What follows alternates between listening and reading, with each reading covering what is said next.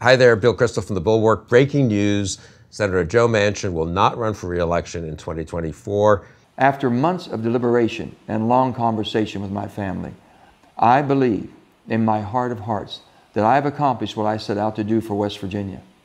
I have made one of the toughest decisions of my life and decided that I will not be running for re-election to the United States Senate. But what I will be doing is traveling the country and speaking out to see if there is an interest in creating a movement to mobilize the middle and bring Americans together. That means that that seat in West Virginia, currently held by Manchin, the most conservative Democrat in the Senate, very, very likely to go Republican, probably to the Republican governor of Virginia, Jim Justice, which in turn means that Republicans' chances for winning the Senate in 2024 are much stronger today than they were yesterday. It was important that Democrats held that seat. It was important for the national image of the Democratic Party a little bit too. The left didn't like him, but that made a lot of moderates think, okay, not every Democratic senator is a left-winger from New York or California or something like that. And Democrats have a ton of seats up in states that are either Republican-leaning, like Ohio and Montana, or other states that are swing states. Republicans have pretty few seats that they're really at risk of losing.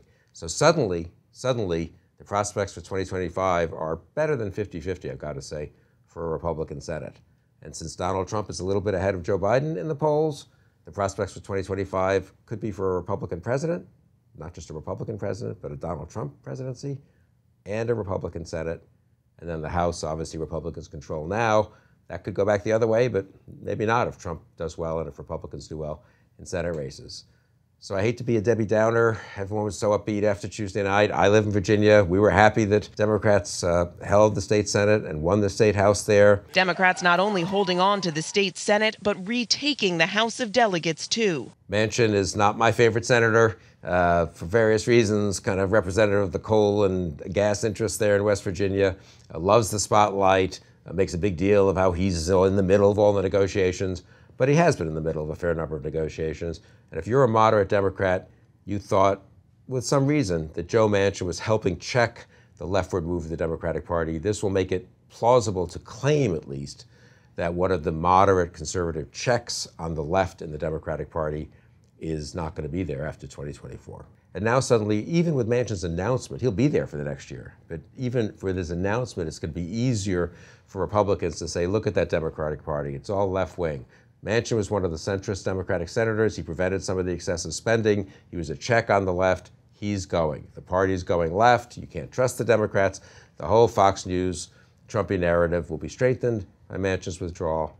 And what's more, Manchin says he's going to work as a, I don't know quite what independent force in the center to try to change the two-party monopoly on American politics. Sounds like he's going to work with the group No Labels.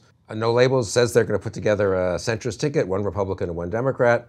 And the No Labels pitch will be stronger because Joe Manchin will say that Democratic Party is going further left. I'm not going to be there anymore. Sinema may well not be there anymore. She'll be running apparently as an independent in Arizona against the Democratic nominee. So suddenly the people who allegedly stopped the Democratic Party from going further left in the Senate won't be there as Democrats in 2025. It'll strengthen the Republican narrative against the Democratic Party, and it will strengthen the No Labels narrative that the Democrats are as far left as the Trump Republicans are far right. I've got to think, most people think, that No Labels ticket will take votes from Joe Biden. I would say that he is increasing the chances that Donald Trump is the next president of the United States, increasing the chances that Republicans hold the Senate. And Joe Manchin, are you comfortable with Donald Trump and a Republican Senate? So basically, it was good news Tuesday night, not good news today, Thursday.